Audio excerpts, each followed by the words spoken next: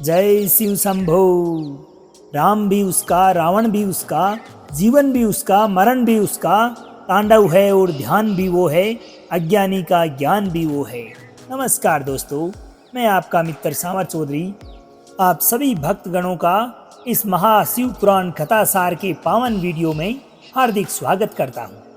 दोस्तों, आज हमारा महाशिव पुराण कथा सार का ये 5वां दिवस है।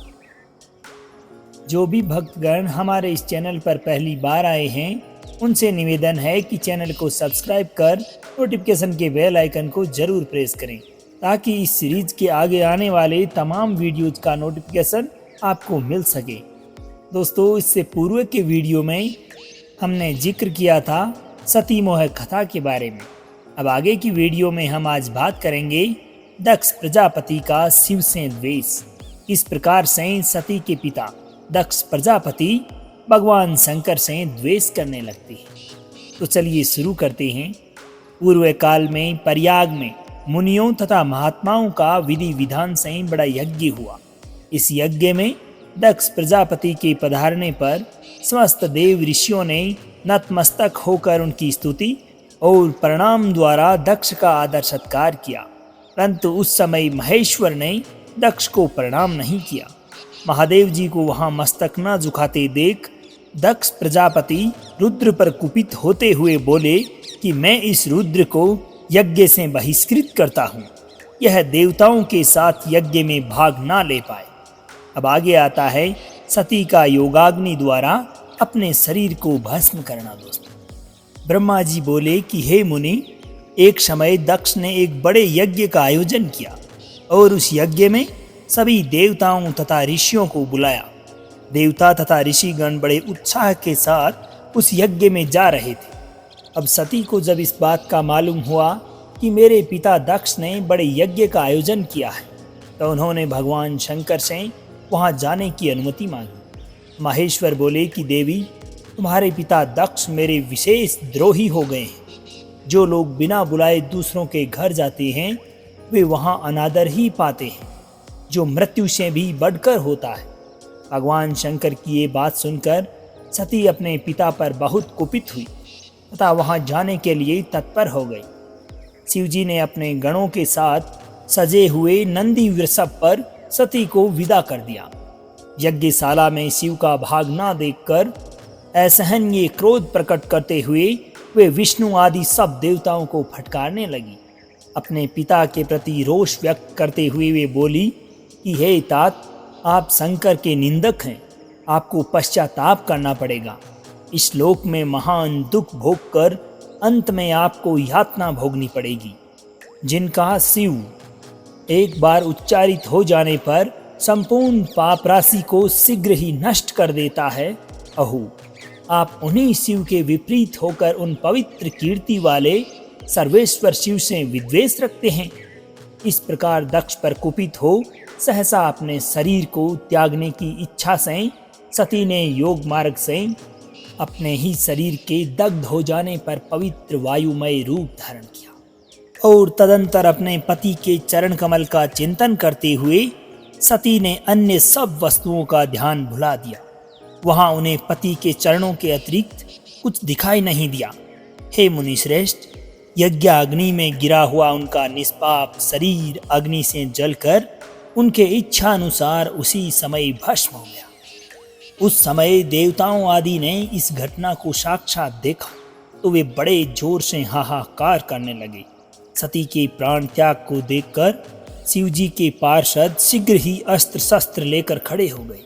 उसी समय एक आकाशवाणी हुई और समस्त देवता आदि यज्ञ मंडप से शीघ्र निकलकर अपने अपने स्थानों को गमन कर गए। अब इसके पश्चात आता है दोस्तों दक्ष यज्ञ विध्वंस का वृतांत। गणों के मुख से तथा नारद के द्वारा सती के दग्ध होने का समाचार प्राप्त हुआ, जिसे सुनकर भगवान शंकर अत्यधिक कुपित हो गए। शिव ने अपनी जटा से वीरभद्र और महाकाली को प्रकट करके उन्हें यज्ञ को विध्वंस करने की तथा विरोधियों को जला डालने की आज्ञा प्रदान की। दक्ष यज्ञ विध्वंस के लिए वीरभद्र एवं महाकाली ने प्रस्थान किया।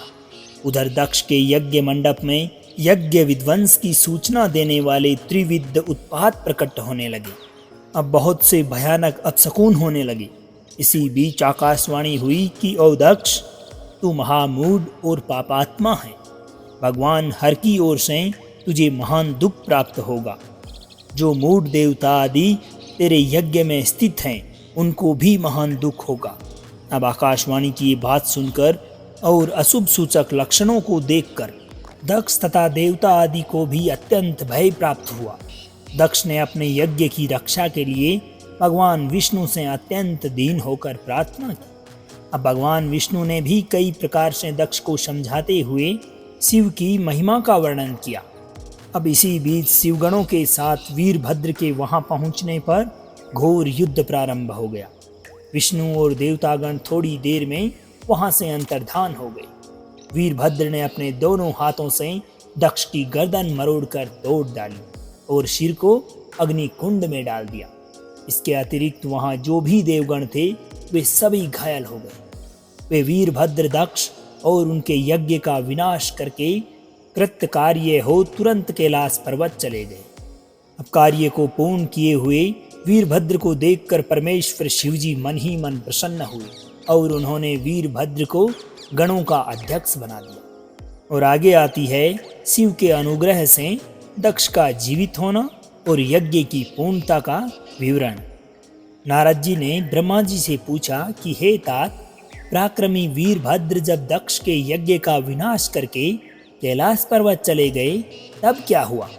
इसके उत्तर में ब्रह्मा जी ने कहा कि समस्त देवताओं और मुनियों ने छिन्न भिन्न अंगों वाले होकर मेरे पास आकर पूर्ण रूप से अपने क्लेश को बताया। उनकी बात सुनकर मैं व्यथित हो गया। तदंतर देवताओं और मुनियों के साथ मैं विष्णु लोक गया। वहां मैंने भगवान विष्णु की स्तुति करते हुए अपने दुख का वर्णन किया तथा भगवान श्री हरि से प्रार्थना की कि हे देव, जिस तरह भी यज्ञ पूर्ण हो, यक्षकर्ता दक्ष जीवित हों तथा समस्त देवता और मुनि सुखी हो जाएं, आप वैसा कीजिए। देवता और मुनि लोग आपकी शरण में आए हैं।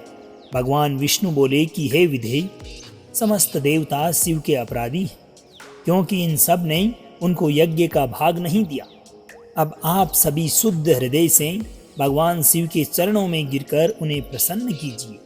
इसके अनंतर विष्णु आदि सभी देवताओं ने कैलाश पर्वत पर विराजमान वटवृक्ष के नीचे बैठे हुए भगवान शिव जी का दर्शन किया तथा सभी देवताओं ने भगवान शिव के चरणों में प्रणाम किया। भगवान शिव की विशेष रूप से प्रार्थना करते हुए देवताओं ने कहा, हे करुणा निधान, आप हम लोगों की रक्षा कीजिए। आप प्रसन्न होकर दक्ष की यज्ञशाला की ओर चले। अब उनकी प्रार्थना से प्रसन्न होकर भगवान शंभु विष्णु आदि देवताओं के साथ कनखल में स्थित प्रजापति दक्ष की यज्ञशाला में गए। वहां वीरभद्र द्वारा किया गया यज्ञ का विध्वंस रुद्र ने देखा। यज्ञ की उस प्रकार की दुर्वस्था देखकर भगवान शंकर ने वीरभद्र को बुलाकर कहा कि हे महाबाहो, तुमने थोड़ी ही देर में देवताओं तथा ऋषियों आदि को बड़ा भारी दंड दे दिया। जिसने विलक्षण यज्ञ का आयोजन कर यह दोषपूर्ण कार्य किया, उस दक्ष को तुम शीघ्र यहाँ ले आओ। वीरभद्र ने शीघ्रतापूर्वक दक्ष का धड़ लाकर शंभु के समक्ष रख दिया। भगवान शंकर ने वीरभद्र से पूछा कि दक्ष का सिर कहाँ है? तो वीरभद्र ने जवाब दिया कि हे शंकर, मैंने तो उसी समय दक्ष के सिर को यज्ञ कुंड में हवन कर दिया। तदंतर शंभु के आदेश से प्रजापति दक्ष के धड़ के साथ सविनय पशु बकरे का सिर जोड़ दिया गया। उस सिर के जुड़ जाते ही शंभु की कृपा दृष्टि पड़ने से प्रजापति दक्ष तत्क्षण जीवित हो गए। शिव जी के दर्शन से तत्काल उनका अंतःकरण निर्मल हो गया। तदंतर लज्जित होकर वे भगवान शंकर की स्तुति करते हुए बोले कि हे महादेव, आपको नमस्कार, मुझ पर कृपा कीजिए, आप मेरे अपराध को क्षमा कीजिए। दक्ष प्रजापति की स्तुति से प्रसन्न हुए महादेव बोले कि हे दक्ष, मैं प्रसन्न हूँ। यद्यपि मैं सबका ईश्वर हूँ और स्वतंत्र हूँ, फिर भी सदा भक्तों के अधीन रहता हूँ। केवल कर्म से वशीभूत मूढ़ मानव न वेदों से, न यज्ञों से, न दानों से और न तपस्या से ही मुझे पा सकते हैं। तुम केवल कर्म के द्वारा ही संसार को पार करना चाहते थे, इसलिए रुष्ट होकर मैंने इस यज्ञ का विनाश किया है। अतः हे दक्ष, आज से तुम बुद्धि के द्वारा मुझे परमेश्वर मानकर ज्ञान का आश्रय लेकर सावधान होकर कर्म करो।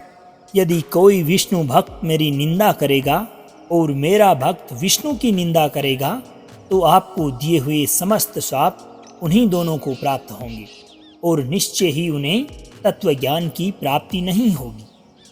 हे मुनि, इसके बाद भगवान शिव की आज्ञा प्राप्त कर प्रसन्नचित्त शिव भक्त दक्ष ने शिव जी की कृपा से यज्ञ पूर्ण किया। तदंतर सब देवता और ऋषि संतुष्ट होकर अपने अपने स्थानों को गमन कर गए। अब भगवान शंकर की महिमा अनंत है, जिसे बड़े बड़े विद्वान भी जानने में असमर्थ है, किंतु भक्त लोग उनकी कृपा से बिना श्रम के ही उत्तम भक्ति के द्वारा उसे जान लेते हैं। हे नारद, इस प्रकार मैंने आपसे सती के परम अद्भुत चरित्र का वर्णन किया, जो भोग मोक्ष को देने वाला तथा सभी कामनाओं को पूर्ण करने वाला है।